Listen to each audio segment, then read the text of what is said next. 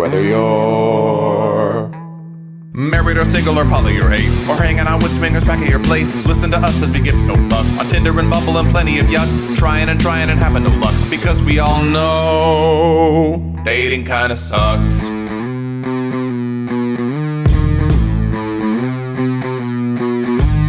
Sarah and Adam are two of a kind. He says stupid shit and she doesn't mind. They're not doing this show to make any buck. Life as a chicken whose feathers he plucks. Why does it work? Well, here is the crux. They both know dating kinda sucks.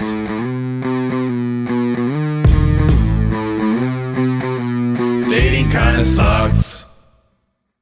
Hi, I'm Sarah. And I'm Adam Heath Avitable. This is Dating Kinda Sucks, a podcast about dating, sex, and relationships.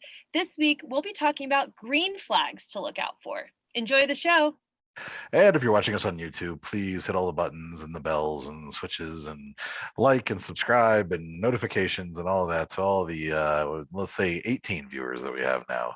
We have like 30 per YouTube video now. I'm just FYI. I know. At least. I know. We have, thousands something subscribers. It's amazing. But if you're watching us on YouTube, comment below. Give us a comment. Let us know what you think, just so we know that you're there, because otherwise we're just speaking into the empty void. Aren't we always speaking into the empty void?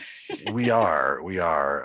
I feel like it's at least nice that you and I get to talk to each other, and that was the one weird thing when I was doing my episode on my own, is like it really was just talking to a void. Like I'm just talking, and like I don't know if something I said is just funny because there's not Sarah there to roll her eyes at me or anything. So it's I'd prefer to have you and I talking to the void together, I think.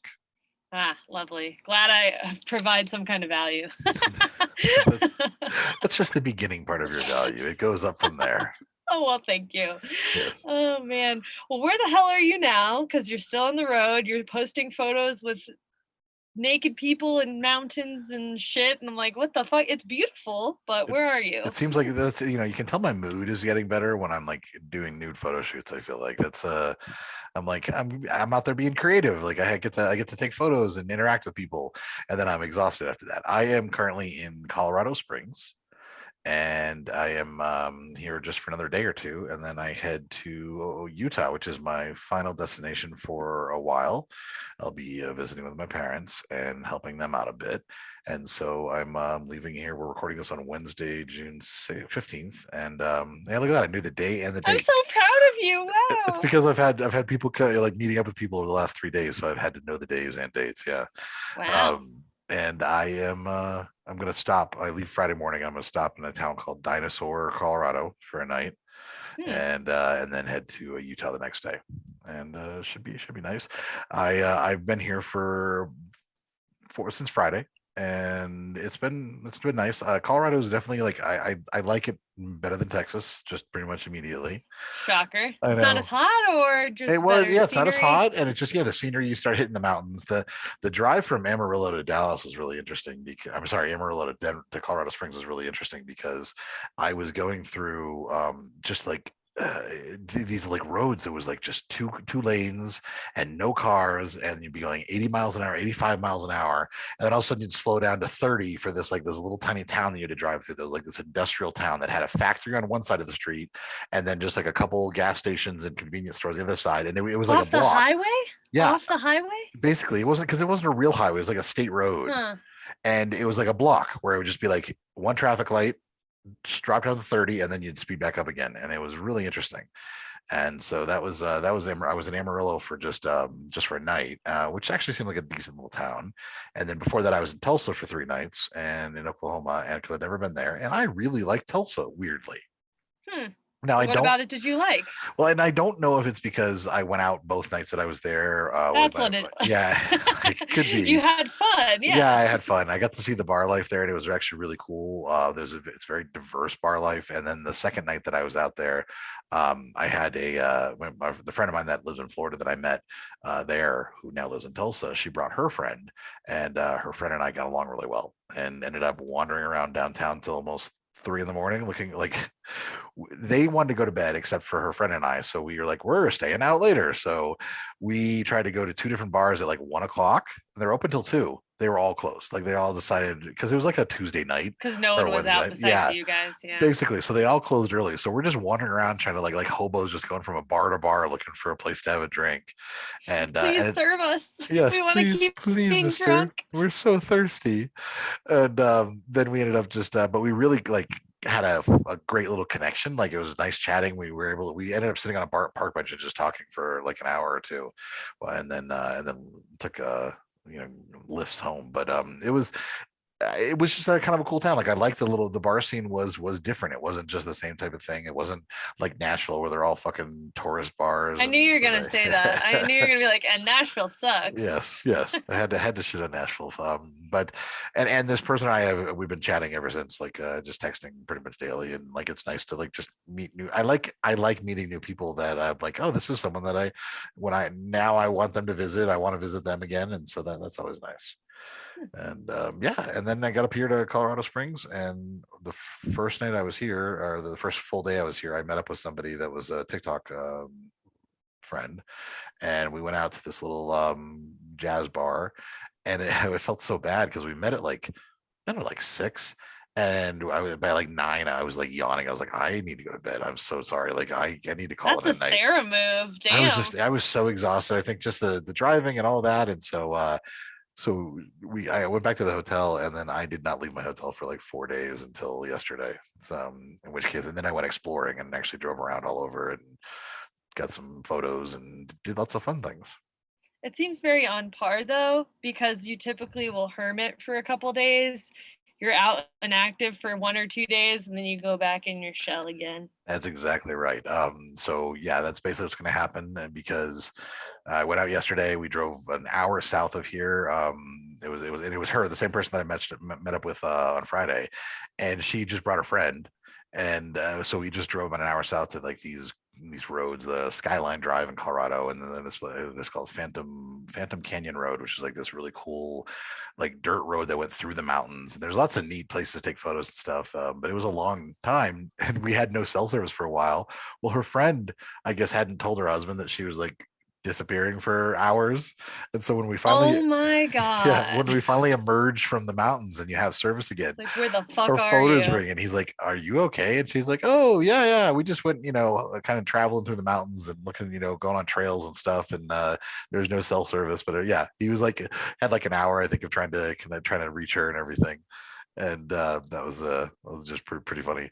But yeah, we there's some really cool, beautiful places out here. It really is nice, and I didn't have to do any hiking. That was the nice part. Like this was like very nice. Yeah, Yeah, you could like drive off of the road, and then there's like little tiny dirt road to turn off of, and then you walk up by the river for a little bit, but it's not hiking. It's I can walk in my dress shoes. It's just a flat walk. Yeah. Yes, exactly. A hike is an incline, I think. Yeah, we're gonna get to a hike in a second once we talk about Oh, your we're stuff. gonna get to a hike. Yeah. And then today I had a friend of mine, another TikTok friend, come over who's an OnlyFans creator, and she wanted to do a bunch of photos for her stuff, so we did that. And then tomorrow, weirdly, and this is such a random thing, and this is what I like about meeting people and having connections. Tomorrow I'm meeting up with someone who was a Lyft passenger when I was a Lyft driver in Orlando.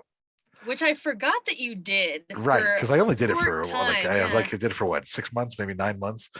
And we got along really well, and then the pandemic kicked in, and we actually had potential plans. We're going to go do karaoke and everything, and it just never happened. It never worked out, and so we've just been Instagram friends ever since. And she saw that I was in town, and she lives like just a little ways away, and she's like, "Oh no way, I want to hang out and maybe do a photo shoot, do something like." And I was like, "Yeah, cool." So she's coming down to my area tomorrow, and we're going to figure something out to do. But it's just like, it's so fucking random. So random. And I love that. I love that, just like this person that was just my passenger for a ride, that we became kind of just friends like this. And that's always, I don't know. I like that a lot. Well, wait, did they find you on social media while they were as we were driving, we were talking, because it was a long drive. It was like an hour and a half. It was like middle of rush hour, and where she was going was middle of nowhere. And so we were just chatting about all types of things, and like the podcast. I think she listens to the podcast as well. Now, and like we had all these things, and she was like, "Well, I want to follow you," and so then I was like, "Well, here's my Instagram." So it was like, while we were in the car, we did that. I also had these signs that I put on the back of my seat that had like a little funny thing, like it was kind of ridiculous, like just the tip, blah blah, like little jokes about getting tipped. But then I also had a little thing saying that I might make fun of you on stage, I'm a comedian, just stuff to kind of personalize the drive, and then had my social media on there too, so that way anybody can follow me in a way to a little self-promotion while I was driving. See, I never get cool drivers like that. They're either really creepy or they don't say anything at all. So you were probably very refreshing for her to actually talk to someone cool and be like, oh yeah, sure, I'll add you. And I think that happens, and I think that happens a lot. It's funny how like in any life, like even on dating apps, it's amazing how many times I've matched with somebody, and then like we've been chatting, there's like, it's really nice to have a conversation that's just normal with somebody on here, that it's not going to some type of weird, creepy place all of a sudden, that you're just like chatting. You're not like trying to get sexual. You're not trying to like get me to come over for a night, And I'm like, I'm so sorry that's your experience. That's so awful, but I think it is kind of like that. yeah. But yeah, so that's where I am. I'm by the time everybody hears this, I will be on the road to Utah, and then I'll be in the Salt Lake City area, Midway, Utah, for at least a couple months, maybe longer. We'll kind of see. So I'm sure I'll have more adventures and shenanigans out there, without a doubt. More photo shoots and things like Oh, that absolutely, nature. Yeah. absolutely. I'm looking for a model to go down to the Bonneville Salt Flats with me, and do some nude photography out on the Salt Flats. So we'll see. Isn't that populated though? Because I've seen a lot of influencers take photos out there. Oh yeah, absolutely. So we'll go in the middle of the week, and we'll just they're big enough you can go pretty much off in the distance too. Oh, okay. And who cares? By the time anyone gets there, we'll be gone. Strip All down, right. take some photos, hop in the car, drive off. I'd rather you do that outside than again. Well, it is outside. I mean, it is. Right. Than Fashion Square Mall, than doing it at a mall. I really should. Did I say that publicly that I was going to do the Fashion Square Mall? Yes, you did. Okay. Yes, you I did. really wish I'd done the photo felony. shoot. Yes, I really wish I'd done the photo shoot at Fashion Square Mall, because that would have been like that would have been amazing. But maybe next time I'm in Florida. I'm happy you did it. When I have a rental car, so I can just leave and then fly away. Okay, cool.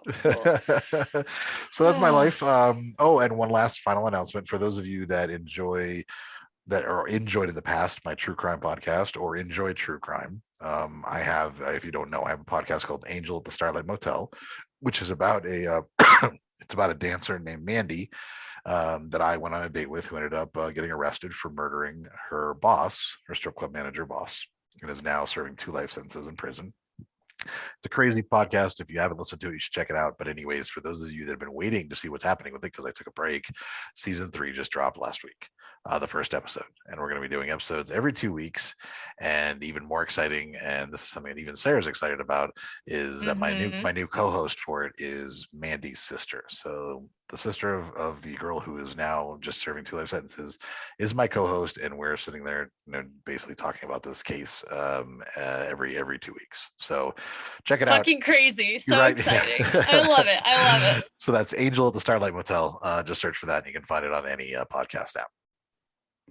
And with that, I guess we can take a break and we'll go ahead and take a break and we'll be right back. So we talked about my hiking that I've done in my dress shoes and jeans and a black t-shirt. Would I have survived your hike up to the volcano? No fucking way. You would have looked at the trail and gone, nope, put me back on the fucking bus back to Antigua. There's no way in hell. Yeah. I mean, it was just, I was told by people who had visited Antigua that the hike was hard.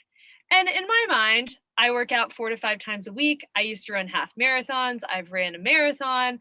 I feel I've done a lot of hikes in Arizona and the Smokies, whatever. And South Dakota too, right? I feel like when you were in South Dakota, you did like a pretty crazy hike there. I feel like I did a couple cool hikes in South Dakota, but this one was just so different. And I had also prepped myself after I had signed up. I had also prepped myself and watched a handful of YouTube videos going over the hike. It's Mount Acatenango. I keep calling it the wrong thing. The A's and whatever. But it overlooks 2 other volcanoes, Fuego, which is the active volcano in Antigua, and then Agua, which is the non-active volcano. Hold on. So the active one's called fire and the non-active one's called water? Correct. And then the one you climb is also not active as well. Okay. Right. So watched a bunch of YouTube videos. They said, yeah, it's challenging at parts, but it's totally doable. You can do it, blah, blah, blah. I know going in, it's a 6-hour hike to the campsite. And then that next morning at 4 a.m., we're going to hike to the summit. And that's a harder hike, but still quote unquote doable. So, packed up all my gear. They were fucking late picking. What's the longest hike that you've done so far?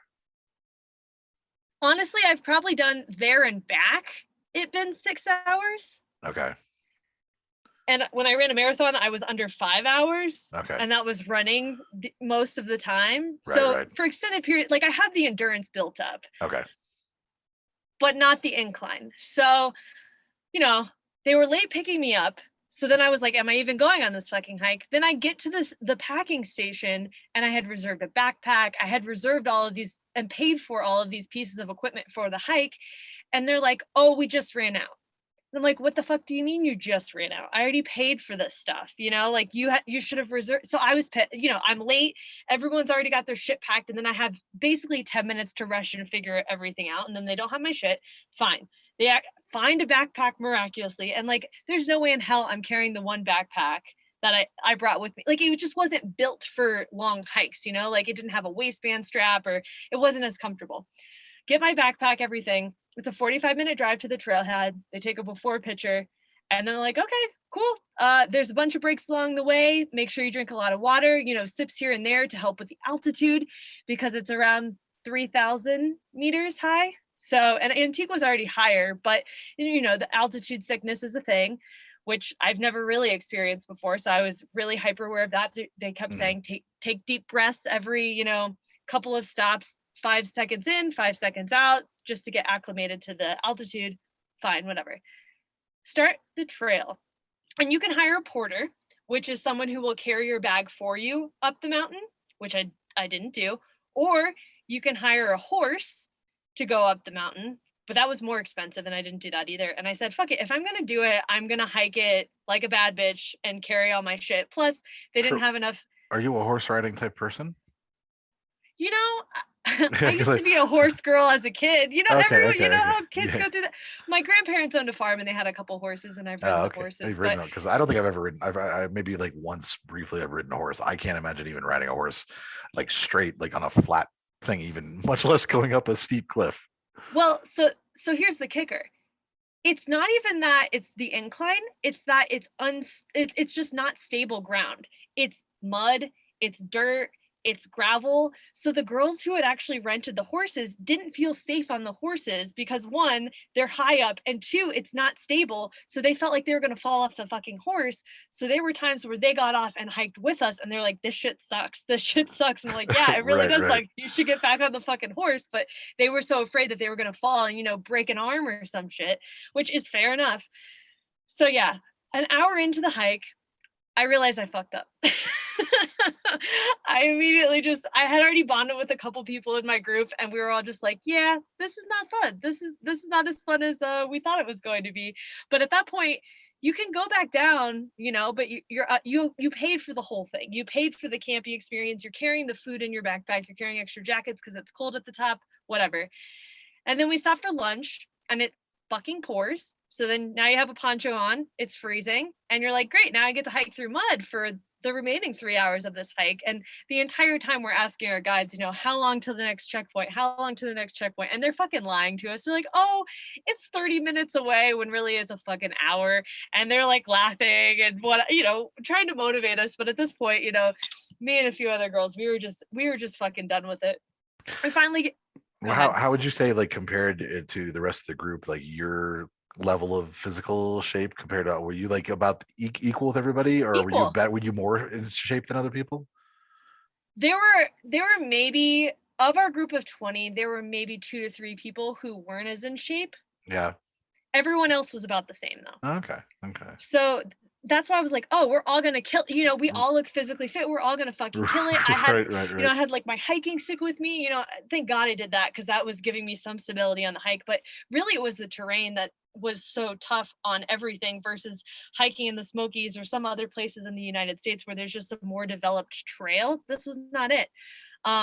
But I was in like the last group to get to the top, which it was not a race. And that was the other thing. There were people in our group who were fucking trying to race to get to the top, which one, if you do that, you're going to get altitude sickness, you dumbass. And two, why are you racing to the top? Just so you can be there early? Congratulations, you're not winning a medal or anything for being the first one. So I wanted to survive. I didn't want to be the first one up there. So yeah, I could have ran the whole, I could have ran a while and whatever, but it's hard carrying 35 pounds on your fucking back on top of everything else. We get up to the top, the views suck. It's rainy, it's cloudy, it's terrible. And that's the reality though. It's rainy season right now in Guatemala. And then on top of it, you have maybe a 30% chance of seeing both volcanoes while you're up there. Wow. I knew that going in, that it's the experience. You're not always going to get to see the volcanoes. So I'm like, well, fuck. Put my shit in a tent, which I've never camped before. So this was a first as a 30-year-old camping with 2 other people, which all the other tents were for 2 people, but mine had 3 because they forgot about me. Forgot about you, which by the way is a whole other thing. Like that's just what the fuck is up with that? Is it because you were a solo person and everyone else was in groups, maybe? That's no, because there were a couple other solo people, but the majority of people, it was 2 and 2 and 2 and 2. I just don't think they were going to put me in a tent with another solo guy, because there were solo men, but there weren't any solo women. Imagine that. Yeah. Right, that would be a little weird, probably. Yeah, but then after that, we had dinner, we roasted some marshmallows, and we actually got to see the volcano erupt, which was really fucking cool. And then the next morning, they woke us up at 3:30 in the morning to go hike to the top of the summit. And I said, fuck that shit. I still gotta hike down this motherfucker. I am not trying to go up. And from the people who did go up, they said it was down half a step. So you were barely making progress getting up to the summit because it was even more rough terrain to get up to the top. So yeah, happy I didn't do that, but got some really cool videos and pictures, and it was definitely a once in a lifetime experience. But yeah, I'm never doing that shit again, and happy it's over. And I feel less sore than I was 2 days ago and yesterday, so I'm healing. Well, I imagine I know I would have needed a month to heal from that. So the summit was just, it wasn't worth the views to get up there that much higher. I think for the people who went, it was definitely worth the views. And I saw the photos and they look cool as hell. But if you're really they're almost the same. You're just higher up, a little bit higher above the clouds, but you still see the 2 volcanoes. And that was the other thing. They said the weather might suck when you start the hike, and it all depends on weather. So you're going to take your chance. And knowing what happened the day before, I was like, yeah, why the fuck would I go up to the summit if the weather's going to suck up there? And then I just busted my ass to not see anything. So I was like, I'll take my chances and stay down at camp and hope for good weather, which it ended up being great. So both groups got to, experience great weather, but there was a handful of us that said, fuck going to the summit. And those are my kind of people. Right. So even seeing the volcano actually erupt from where you were wasn't worth it, like going again? Not something you would do again? If I could get a helicopter up there or something. It was just so physically draining. Right. And it was also mental toughness as well. Just to keep pushing yourself going, I don't know if the views are going to be good. It's raining. This sucks. I'm tired. It was just the elements ate at you, and probably gastrointestinal toughness too, because we know how you are about having to poop. I wasn't gonna bring this up, but so you have to pack toilet paper. So some people packed rolls, but everyone was saying, oh, just put it in a plastic bag, so when you go, people don't know that you're going, and when you walk off, people don't know that you're going to use the bathroom because you just have a plastic baggie. I was like, pro tip. So went to they had an outhouse, and I was like, okay, I have to pee, I'll use the outhouse. About vomited. So I was like, well, I'm never doing that again. So, what was so bad about it?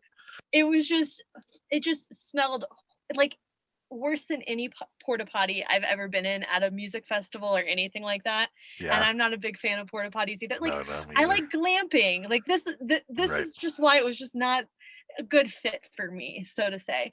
But so the next time I had to pee, I was like, well, I'm gonna walk the other direction and just pee in a bush. And it ended up being fine, but it was just, pitch fucking black, and I was like, hope I don't step on an animal or, you know, trip and fall off this fucking mountain while Yeah, I'm that would pissing. So have a mountain lion attack you while you're bare ass peeing on in a bush or whatever. Yeah. that would be fun. Yeah. So cool experience, never again. And yeah, happy it's over. Okay. All right. Well, that's, I mean, it sounds exciting and sounds like awful at the same time. So I'm glad I just got to witness it, live vicariously through your photos and videos, and see that, because those were cool. Those are cool shots and everything. And the volcano erupting was really neat.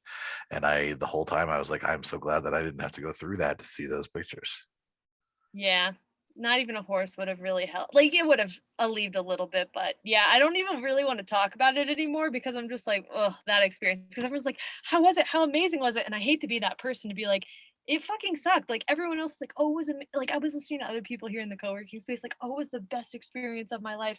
And not to say the views weren't amazing and it wasn't fantastic, because it was fantastic, but you have to eat shit for 6 hours and then get, you know, a half a day to experience it, but you're still Right. freezing. You still smell like garbage because you sweat and there's no shower or anything up there. You know, Right. it's camping, and camping is not my thing. And I learned that the hard way. And Master of None, which we get to reveal his name, he knew that I was gonna hate it.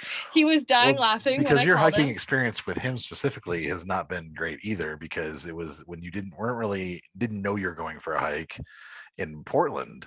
That's really been like your limit of hiking with him, right? We've hiked in the Smokies, and he said that when I hiked with him there, I was miserable, but that's only because I didn't know when the fuck we were stopping. Right. Like, we just kept going, and I was like, are we gonna stop? Like, it's getting dark, should we head back? You know, we did the main thing and then we just kept going, and I was like, babe, can we just turn around? So that's where he's like, oh well, you know, you were kind of not loving it, whatever. And I was like, yeah, because it was hiking and I was sweaty and whatever.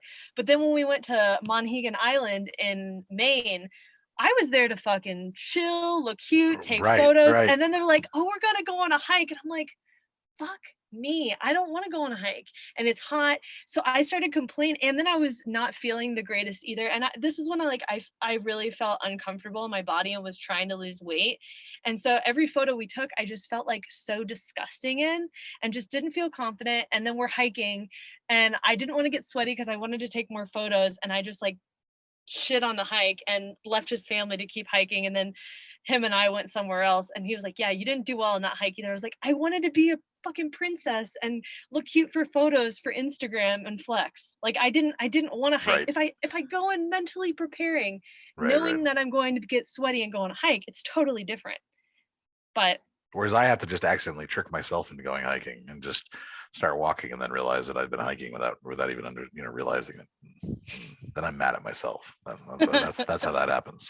What you considered a hike was us in Hot Springs. You're like, oh, we're hiking. I'm like, no, this is just like a sidewalk. This is hiking. No, fuck that. Yeah, that was hiking. That was just all hiking. It was hot. Because that was hot and hungover, but it was ups and downs, all these stairs, which is even worse than going up like an incline in my opinion. But anyways, I'm glad that I didn't have to do any real hiking here to see some really cool views. I'll tell you that I could drive everywhere and then get off and walk around a little bit. But because that was just one part we got off, and the people, the two girls I was with, they actually were like, oh, there's this hill you can climb up, and they just like walked up this hill and like, you're coming up. I was like, fuck no, enjoy yourself. I'll take pictures from down here. It's good. Enjoy. Yeah. So you just announced something that we're gonna go through here, and because why not? Like, it's been so long. We've been calling him Master of None for a million years. Which I did that original. The name came because he asked what he was going to. That terrible Master of None show. Or not, the show's great, but he used that pickup line, is what it was, right? Yeah, well, it was after our first date. He had said, yeah, I'm going to Whole Foods. I'm picking up wine. What wine would you prefer? Because it was like a celebratory drink that we could drink on our next date or whatever. So that was kind of how he got that name, Master of None. Yeah. All right. So I wish we had actually kind of planned for this and put up a poll to see what people thought his name was, because I don't think anybody would ever guess his name. I really don't. Probably fair. Yeah. I don't know anybody else named. Like, I know a lot of people, and not just but even my acquaintances and my acquaintances of acquaintances I don't know another person with his name that especially That's true. someone Yeah. especially someone like in his age range, I'm sure there's somebody who's like 80 who has the same name, but like, yeah. Yeah. So do you want to reveal it? Have we built it up too much? Drum roll, I know we have a please. drum roll. His name Sarah's is not going to insert drum roll music here, so it doesn't really matter. But no yes, Master of None is now for the future going to be called Roy. That's his Roy. name, Yes. Roy. And now it feels like we built it up. It's like anticlimactic. It's just Well, it's Roy. because his name's so short, I know. Roy. You know. Just Roy. Yep. But now we can finally just call him Roy. We don't have to refer to a nickname, and that makes life so much easier. And you said he didn't care because you were gonna ask him after last episode. He just laughs. He goes, Sarah, I really don't give a shit. I told you months ago. And I'm like, I don't remember that. So Right. he doesn't care. Well, it's nice that you considered it for so long, though. Well, that's why I've always struggled with when you and I talk just one-on-one. I'm like, yeah, Right. Roy and I did this. And then Master of None just has so many syllables versus Roy that Yeah. I'm like, fuck, that's switch brain. Yes, absolutely. Well, good there. Now we know. Now we got it out there. We can just say Roy. Makes life much easier. You don't have to. After 2 years and some change, I think it's time. It's So. definitely time. I agree. So, yay! All right, thunderous applause. Woo. Now, before we go to our break, do have a caller, someone who called in from our DKS hotline, which you too can call 407-519-0181. Would love to hear from you if you have any questions about dating, sex, relationships, and anything like that. Traveling alone, like there's all types of topics that we can talk about, and we'd love to just hear whatever you have to say. This call is from Abel from Los Angeles.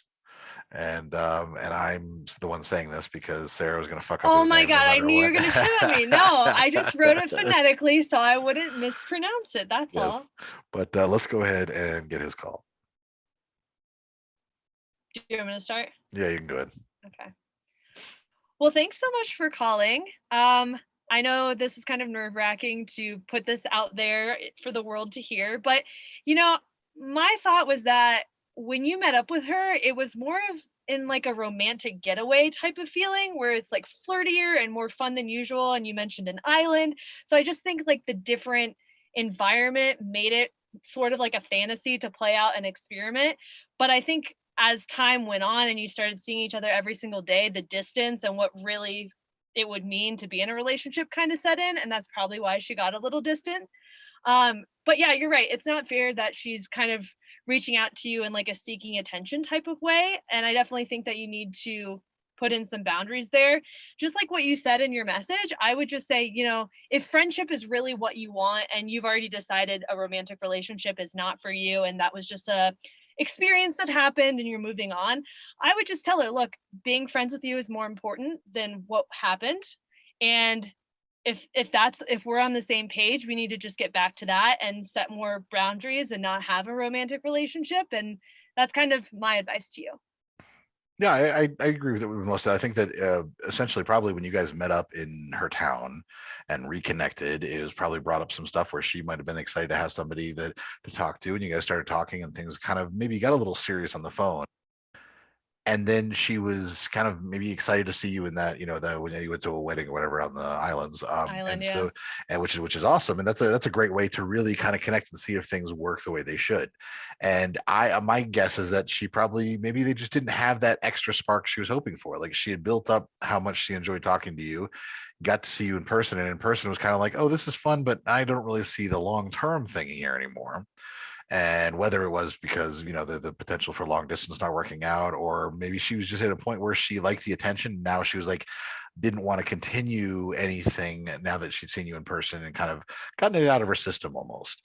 So you are absolutely in a place right now where you have to be the strong person, because if you're trying to keep it friends only and she keeps trying to get a little romantic or sappy with you or touchy feely on the phone when you guys chat, and that's hurting you because you actually want that, and she's only doing that when she has the need for it, and otherwise she's being cold or she's being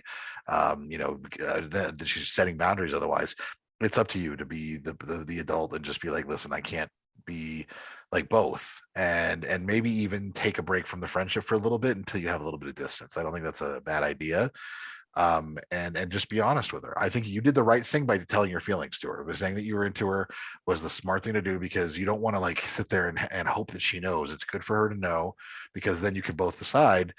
It has to be mutual. It has to be mutual interest, and there's not mutual interest right now, and so there's mixed signals, and you need to just cut those off. Yeah, I agree. Maybe it is worth looking at the friendship and reevaluating that too, and giving it some time to cool off. And you can always rebuild the friendship later. That's Oh, something. yeah. I mean, if you guys reconnected like this and real well, and taking 6 months off of just not talking to her, and then seeing where you are in 6 months might be the best thing you could possibly do. Agreed. Again, thank you so much for calling, and I guess that's time for a break, and then we'll be back with green flags to look out for. Imagine with you with a little baby going up to see a volcano. A little baby with you the whole way up the mountain. Yeet.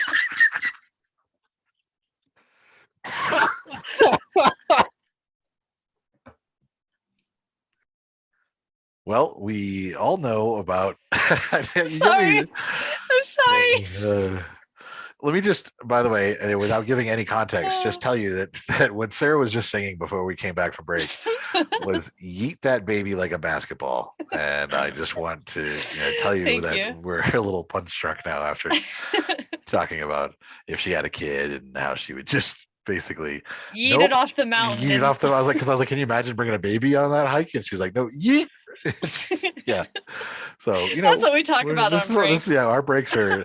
If we recorded our breaks sometimes, I was like, wow, there'd just be people would be like, what the fuck are you guys talking about? We talk about some crazy shit. So hi everybody, welcome back.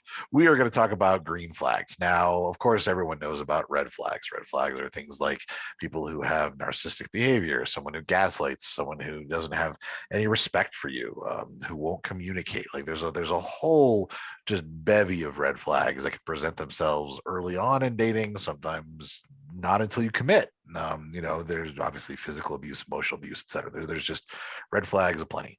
And then we know there's like yellow flags too. Yellow flags are things where like, oh, maybe if someone's willing to work on it, it's okay. It's an issue to concern with. But green flags are something that we should also keep an eye out for. And the reason that I think it's important is that if you have a red flag, it doesn't matter how many green flags you have. You can have a whole fuck ton of green flags, but you get that one red flag and it invalidates all of them. It cancels them all out. But a lack of red flags isn't by itself like a go. It doesn't mean like, oh, this person's a good person for you, a good partner for you. A lack of red flags just means that they're not a piece of shit. It just means that they're not someone that you should avoid. It's just meh. It's just like congratulations. It's like the whole nice guy thing. Like someone's like, well, I'm a nice person. That's the bare fucking minimum that you want somebody, is to be nice. Just like this, having no red flags is just a bare minimum. Green flags are what people have that actually enhance your engagement plus with them. Two. Yes. You want to collect those and go, okay, he has 10 of those, but one red flag. Okay, we're done. You know what I mean? It's just, but if you don't have either. Yes. And then you're just like, well, there's no red flags. It's like, okay, but what's his benefit? Like, what are the plus one, plus two? How are you adding to the equation here? Yeah. Because when you're dating, you should be happy as a single adult. You should be happy and fulfilled as a single adult. And so green flags mean that someone's actually enhancing your life. They're making your life better. They're making what you already have as a good life improved upon. And so we wanted to kind of talk about how do we identify these green flags? What are these things that people should have to enhance our dating lives, to improve them beyond our already happy status quo? And that's what we're going to kind of get into in this the second half of the episode here. Well, my mind immediately goes to, well, do they have time for a potential relationship? Do they have a healthy balance of work and life? Some people just date because it's a pastime. And you and I have both been there. It's just something to do. And there's no balance. I'm mostly just working, but I kind of fill it in. And I don't really leave space for an actual relationship because I'm just so busy.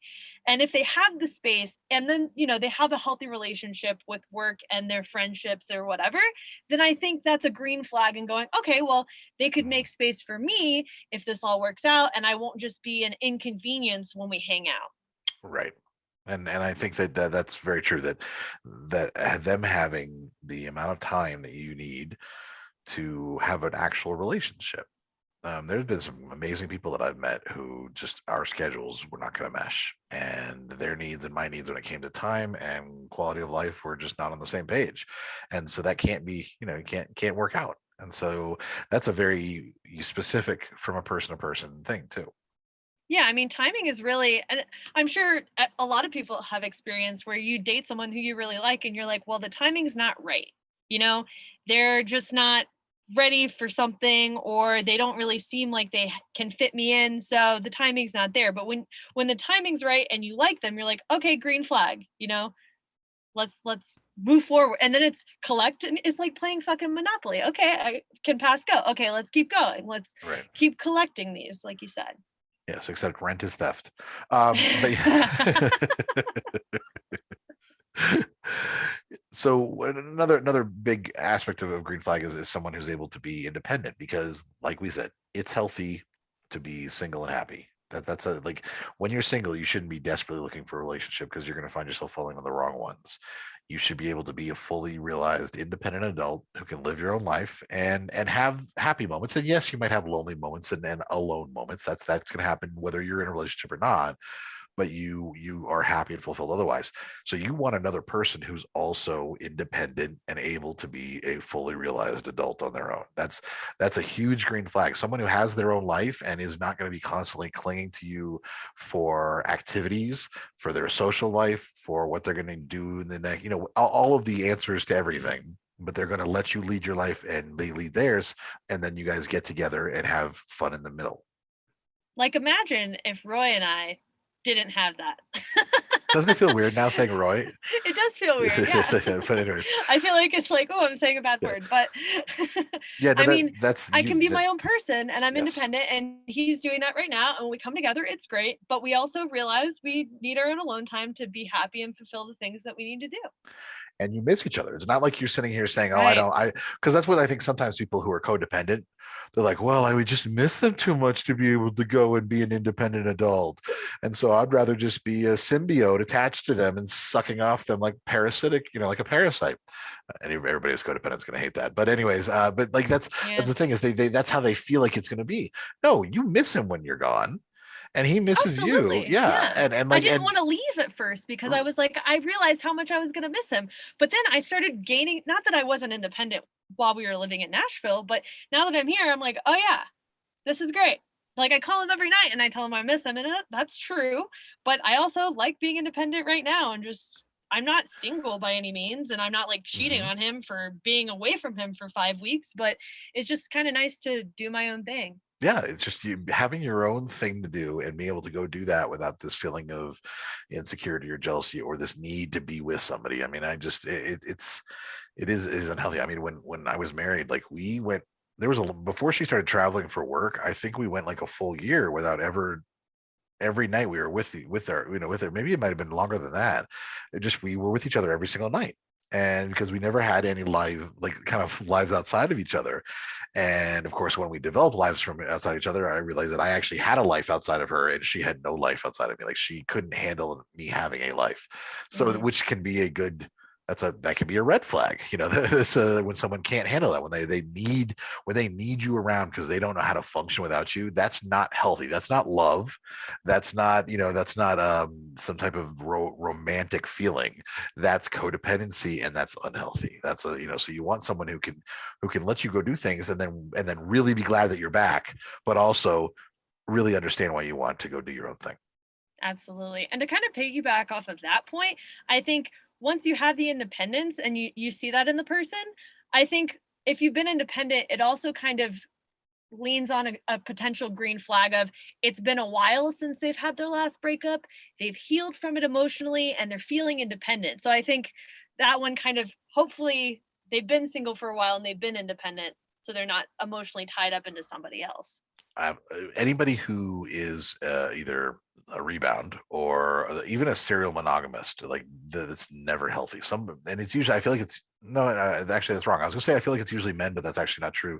I know plenty I've of seen women it who, both. Yeah. yeah, I think it's for different reasons. I think men are serial monogamous because they are incapable of taking care of themselves, and so they're looking to date somebody who can also cook for them and basically provide a Be household. mom. Yeah, Yep. be their mom, wipe their ass for them, and all that stuff. And then women, I think, do it because they haven't been alone and they don't know how to function in alone, so they're always looking for someone, and they kind of crave the safety. They're looking for safety. To those people, I say, who are you looking for safety from? Men. Why would don't turn to men So fucking to try true. to try to find safety from men, please. I also think It it's self-esteem though, to a degree as well, for both there's a both men stigma. and Yes, women. there's a stigma with Yes. being single, and women actually get it worse than men too, because men who are single as an older adult are just Bachelor like, pad. yeah, Yeah. exactly. It's a whole thing. That's why they But created the fucking Bachelor. And then yeah, the Bachelorette was a secondary thought, because men are allowed to be single because they're just waiting to pick the right woman. And women are just like, oh, I'm just supposed to take whatever's handed to me. Oh, great. Wonderful.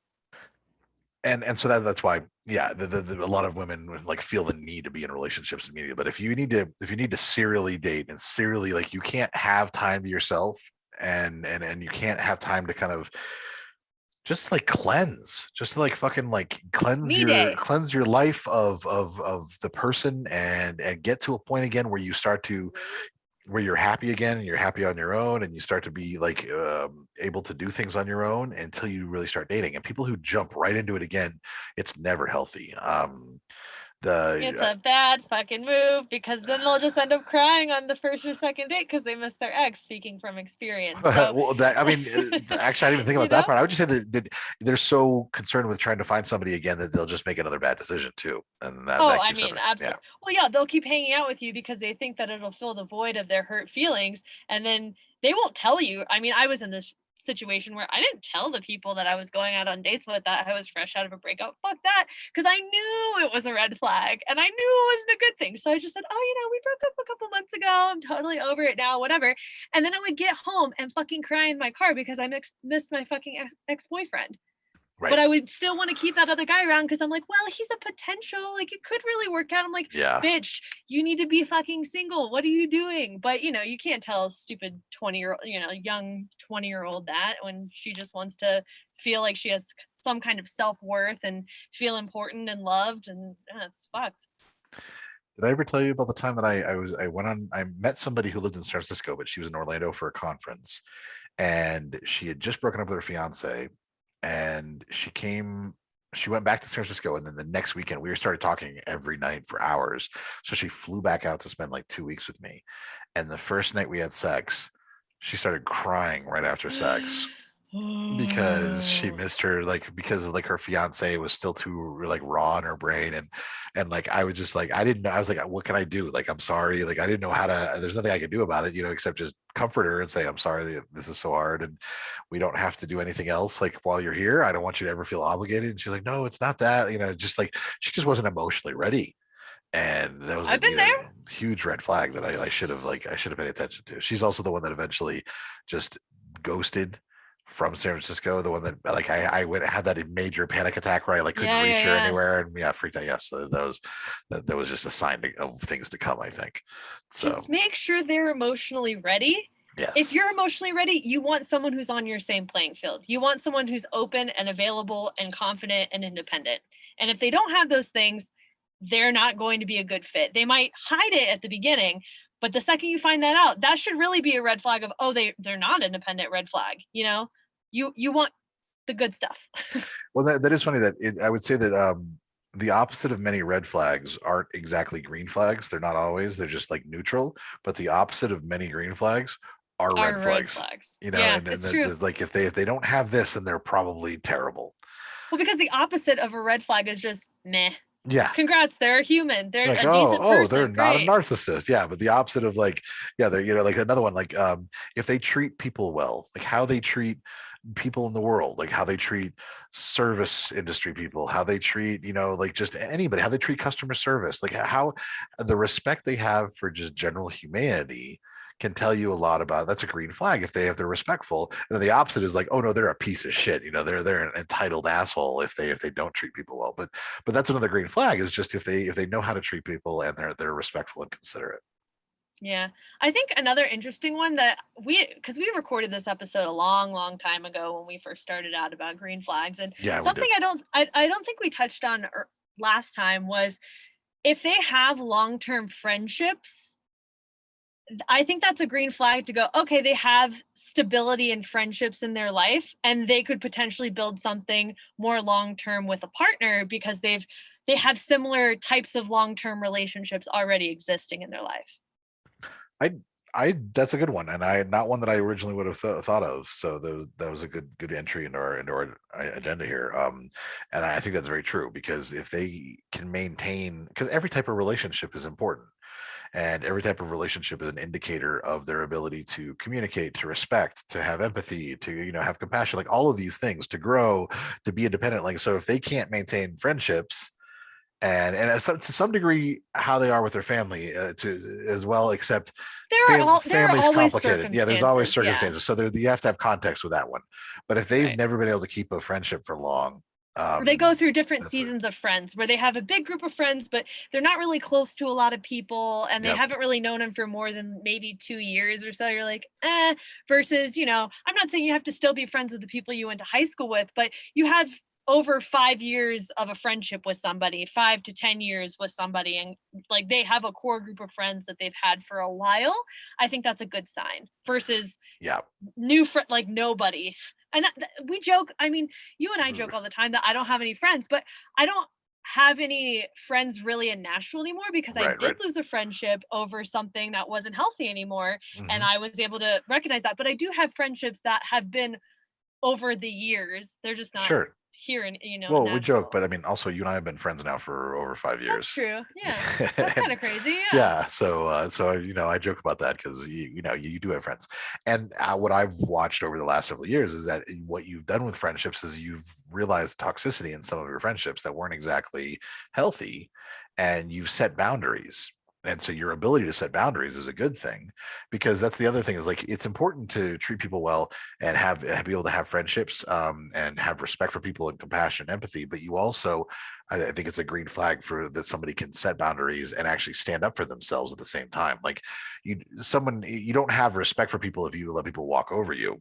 And you keep them around because you need them, because you feel like you'll be lonely without them. That's not a good sign, because then there's a place of insecurity and all of that. Or if you have friendships because they pick on you and you just let them do it, and you're like, oh, they're my friends, and they're really not. And Adam tells you time and time again, what the fuck, that's fucked up behavior. And then you finally hit a breaking point and you're like, yeah, I'm fucking done. But not to name names, but I've had to do that too. I've had friendships of my own that I've had to set boundaries, because I was just like, oh no, this is just someone using me and I'm done with it. And like, I just be able to set that boundary was a good thing. So someone who knows how to set boundaries and can stand up for themselves and in those situations, because they know who they are and they know what values they support and they represent, is important. And I think that's a green flag. Do you have another one? I brought that one up. I was like, do you want to? Oh, I mean, the boundaries one I just brought up. Yes, we can do. Actually, why don't we take a quick break and we'll be right back and continue our list of green flags. Well, we always talk about communication and openness and being honest. Yes. And imagine that this is still going to transfer into this episode as a green flag when they actually, but in the sense that they're listening to you when they communicate and they're actively listening. They're not just listening to then insert themselves into the conversation to provide any value. They're actually listening and taking things away and go, because it proves that not only are they listening, but they actually care what the fuck you're saying, and they're building some kind of trust and foundation with you. And I've had both relationships and friendships like that, where they'll be telling me a story and then might be a week later and we'll be chatting again, and I'll be like, hey, so what happened with so-and-so? And I've had people literally be like, wait, like, you listened? Like they were so surprised that I listened and remembered the name and the situation and everything. And I was like, well, yeah, like I don't understand how not to like listen to you when we have a conversation. And I think it's so important to have someone who sits there and they're not, like you said, they're not listening just to wait for themselves so they can insert themselves into there and tell their story, but they're actively engaging with you in conversation. They're learning about you and they're listening to what you have to say. And that type of communication is so important because it means they actually genuinely care about what what you're talking about. That's what I know early on dating too, when they're recalling things that I mentioned on the first, second, third date, and they're going, "Oh yeah, I remember you like this thing or whatever." You're like, "Holy shit." Someone who, was actually listening and I wasn't just another number on their roster of people they went on a first or second date with. Although in the first and second date they may have a spreadsheet with all types of little details just to help them remember because they're talking to too many people. I will just put that caveat out there Well, that's because you. That's a yes, you I know, thing. but after the first couple dates, it's it doesn't work anyways. Yeah. Well, I mean, and yeah, there's going to be dating fatigue early on where you're going to feel like you're saying the same things over and over again, but you do want to actively listen to the person you're on a date with Of because if course, they're yeah, because if they're just in general anybody who you're actually value and want to form a relationship with, you should listen to them. But for future dates, so you're going to it's not going to be the first date every single date with this person. You're going to want to build a relationship on the things that you get along with and the stories that they told and you want to listen to those things and remember those and recall, I don't know, recall to me is just like a nice warm and fuzzy feeling on a later date going, well, they paid attention, like I think they actually like me, which is so oh, crazy because that's like that should be fucking bare minimum, but to me it's such a green flag of wow, they care.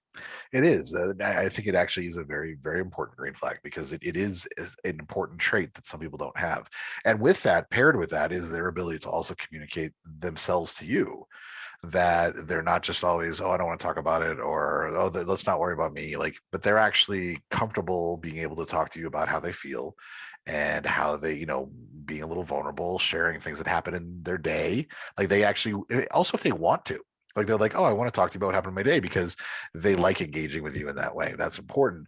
Now, there is a way that that green flag can become a red flag, and that is when someone uses you as a therapist. And I see so many TikToks from men that are like, don't tell your girl about your feelings because she'll just, she'll get sick of you and she'll think lesser of you and she'll have no respect for you.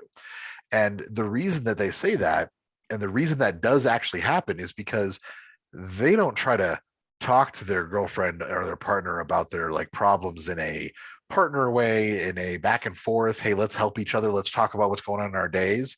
They like trauma dump Hmm. onto their girlfriend out It's of not a nowhere. conversation at Right, all. it's not exactly, it's a one way. And then they get mad when she's just like, what do you want me to do with all of this all of a sudden, that you went from I like, thought everything was good, what yeah, the fuck, yeah. exactly. Or that I'm sorry you had these issues, but like I can't solve this. This is, and so there's a fine line between communicating openly and being able to share yourself and making sure that it's a two-way street, and being this like just trauma dumping and then getting mad that your partner doesn't know how to handle it. Well, and I've heard rebuttals to that of when you're wanting to talk to your partner, kind of lead with and like as if a guy is trauma dumping on you or whatever, or vice versa, the response is, "Do you want me to listen or do you want me to give advice?" Very good. That's very good. Yeah. Just, I mean, yeah, it shouldn't if they're trauma dumping on you, definitely not a great sign. But I think your response to that of what are you looking for out of this conversation is a good way to kind of navigate it back to, okay, is this a healthy conversation we're about to have? Or are you just going to blame me because I can't solve your fucking problems? That's an issue. Right, and it's certainly not because your girlfriend doesn't think that you're manly now. I can guarantee you that's not the point, and that's not what these men have been saying too. It's not because of that. It's because the fact that you are an emotionally unintelligent child, and she's now realizing that you have the emotional maturity of a toddler. That's why she's upset about it, because you can't handle communicating in an even way. You have to like do it in these like massive bursts, and then you just shut down. So yeah, and you're right. That's a very good way, because men like to fix things. So sometimes it's important and I think it's a good way for men to really handle when their partner or any woman is talking to them about something like a problem, is to be like, am I here? Do you want me just to listen and provide support, or do you want me to try to fix it? because like, and I've been there where like, I'm like, oh, like I remember like, especially when I was like early on in my marriage, I would just be like, well, we could do this and this and this, and it's no problem. And she's like, I don't like give a Your shit. Like, solution. yeah. She's like, I don't fuck that. I don't care about that shit. Like, who cares? Like, no, I just want to talk about this right now. And I was like, okay, well, like, I can fix the problem though, you know. And the problem isn't the actual problem. The problem is wanting to communicate about it and be able to talk about it. So it's a green flag to be able to communicate about those things in a reasonable and an emotionally healthy way. And just being vulnerable in general. I think from my experience with Roy and I, you know, we've had some really fucking deep conversations, and they were tough, and we both cried, and, you know, we allowed ourselves to be vulnerable and just listen to one another, and it's helped build our relationship further. Obviously, that's not going to be early on dating, but having the early signs of how you communicate will get you to more of those vulnerable conversations that will continue to build your trust and the foundation of your relationship. Yes. I think you know, another thing to keep in mind is while it's a green flag if somebody is, you know, aware of all the problems in the world and they're aware of all of the ways that people can be affected negatively. I mean, that is a green flag, but I think more so is their willingness to learn and listen, that they don't get defensive, that if you know, they respect a boundary, if you set a boundary, and they understand if you say, oh, you know, I'd prefer you don't do that because that makes me feel X, Y, and Z, they don't get defensive about it. They say, oh, really? I'm so sorry. Like, I won't do that. Can we talk more about that? Can I learn about that? And I think that one big aspect of that, and this, I see this a lot, and I actually get a lot of DMs about this too, is like the male privilege thing, where like there'll be a couple that've been married for years and the woman is on like TikTok and she's learning about all these things, and she's like, you know, I didn't realize, like male privilege, for example, I didn't realize the fact that men telling me to smile and they don't tell other men to smile, you know, like in public and things like that. And the fact that I have to be careful every night I walk out to my car in the middle of the day, at nighttime, whatever, and that men don't think about putting their keys between their fingers when they walk out to their car, you know, and like that, those little things. And so they'll try to bring it up to their husband. Hey, you know, this is a thing. And the husband will be like, oh, that's just bullshit. Like, that's not real. And because they get defensive and don't want to talk about it. But then some spouses will be like, I never even thought about that. And I've seen somewhere the woman is asking her husband questions on TikTok. Have you ever had to do this? Have you ever had to do that? And he's like, no. What the fuck? No. Yeah. And like, as he's going, he's like, has this realization and he's not getting defensive about it. He's because he has empathy and he's actually like, holy shit, I can't believe that I live this separate world from how women live. And that perspective is something that I've never even considered. So someone's ability to listen and understand your perspective and willingness to understand your perspective instead of being defensive is very much a green flag. That is a sign of someone who wants to grow. And that's a sign of someone who wants to be a better person. You want someone who's wanting to grow. No one has all the answers at the age they're currently at right now. And if they did, there would be something fucking wrong with that. Right. Even people in their 90s are still learning something about life. Like, that's the whole fucking point of being here, right? So you want someone who's open to learn and go and have some humility and go, yeah, I fucked up. I didn't realize that was wrong. Or thank you for letting me know that offends you, or I never have encountered this before. Everyone has different upbringings and backgrounds, and some people you just can't work with, but the people that you date, they might have a different background or perspective, but to hear your perspective on things and to be able to learn and grow with you is very important for just a foundation of moving forward in a dating scenario or even a relationship. I agree. I was going to say another green flag, just in like the dating scenario standpoint, is early on, if they're reliable and they yes. set a date and they set a time and they show up on time and they're reliable and they keep showing up, and just like, it's so fucking simple. Yep. But it's such a good sign. Instead of you don't want friends in your life who are flaky, who never show up to things. Why would you want a partner like that? Absolutely. No, the reliability is so important, and you want to be able to count on somebody in your life. You want to be able to know, hey, if I need someone to be there, they'll be there. And they won't just be like, oh, sorry, I slept in. Or, oh, sorry, I got distracted. Oh, I double booked. I didn't read your message. Yeah. Didn't read your message. My bad. Like, yeah. Oh, cool. Then you really don't care. It shows that you don't care. Yep. Which is a red flag. See, like, it's funny how the opposite.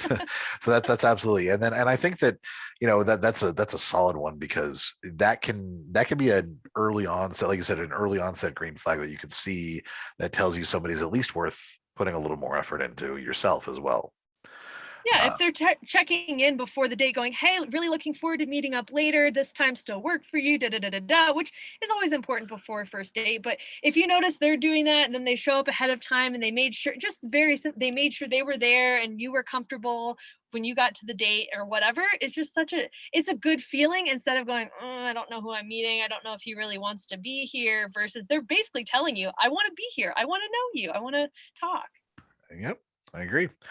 And I think that, I mean, we could, we came up with about 10 green flags or so, and we're gonna do the last one. But I think before, like, there are probably a lot of other little green flags out there, little ones that you see too, like just small things, how they treat a dog, things like that might like really kind of Yeah, one-offs. Yeah. little, but like these are kind of the big ones. And this one I think is probably one of the most important ones, and that is that you actually, when you're around them, and you leave, you feel emotionally energized. You're not drained from being with them. You feel better.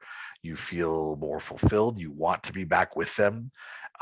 If spending time with someone leaves you exhausted, angry, upset, confused, any of these things, that's not good. You want to have somebody that you're excited to see them, and when you see them, you walk away feeling like, oh, that was like a time that I'm so glad we just did that, and then I can't wait to do that again. And whatever it might be, even if it's just having coffee or a conversation, that you want to walk away feeling like emotionally energized.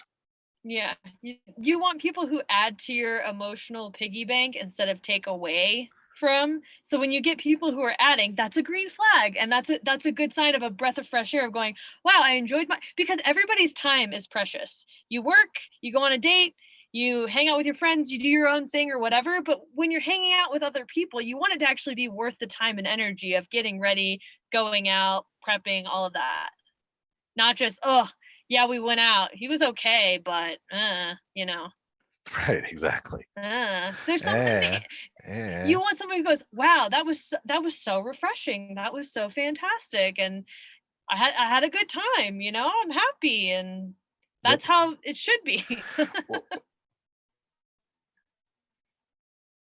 Well, relationships too, like you're gonna fight occasionally, but if you're fighting on an even basis, with with having good times, like if your good times are matched evenly with having bad times, that's not a good relationship. Like I was, like a green flag is someone who is able to have more good times than bad times, and I think that that's the important way to look at it. Yeah, you don't want because the dirt. I forget what psychological study or whatever was done over, of 5 experiences.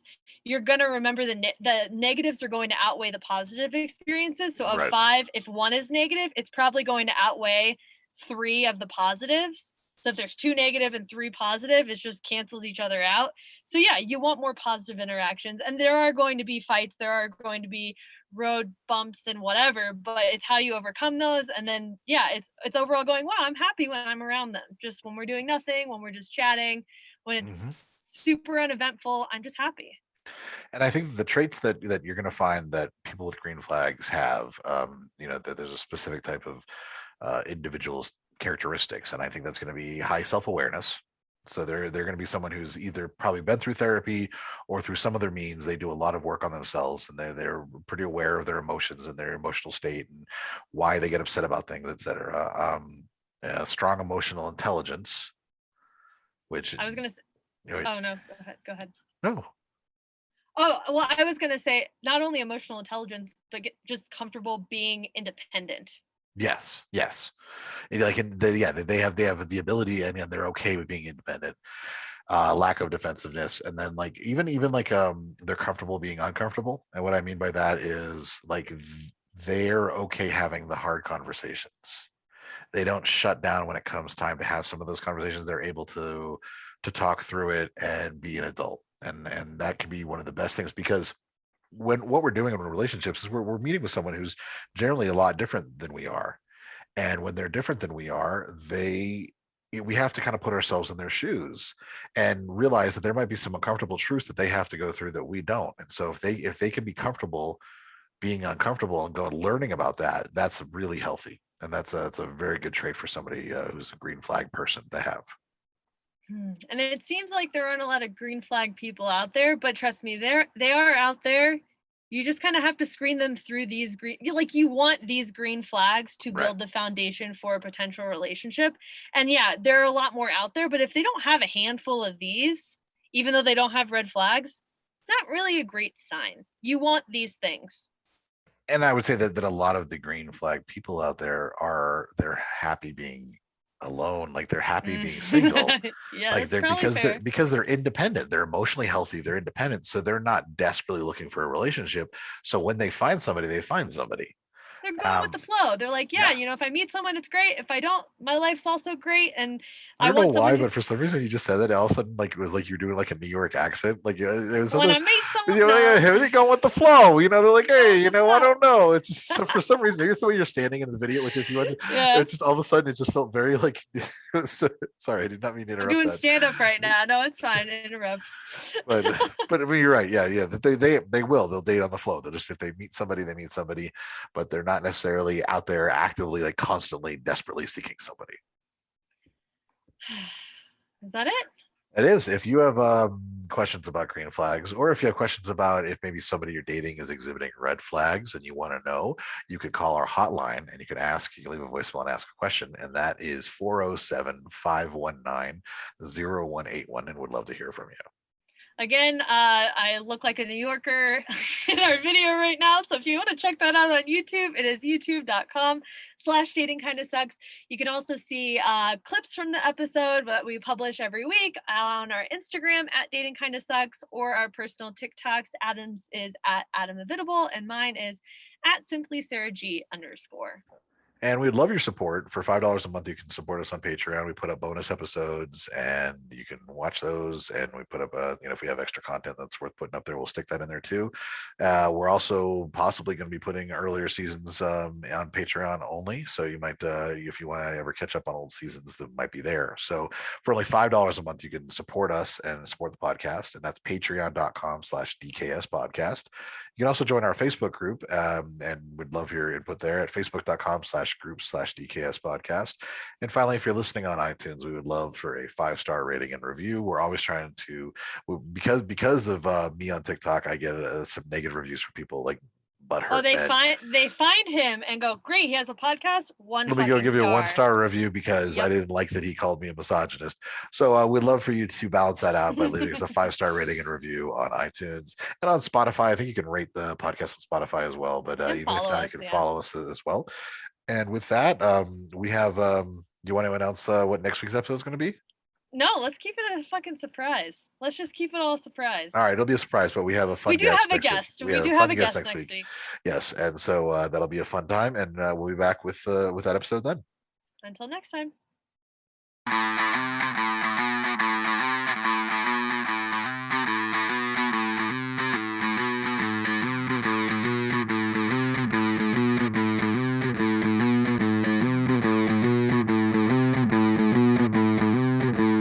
Whether you're married or single or poly or ace, or hanging out with swingers back at your place, listen to us as we get no fuck on Tinder and Bumble and plenty of yuck, trying and having no luck, because we all know dating kinda sucks.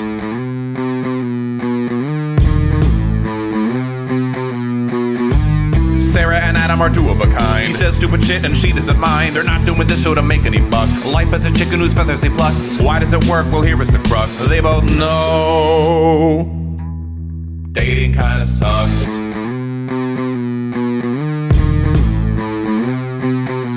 Dating kinda sucks.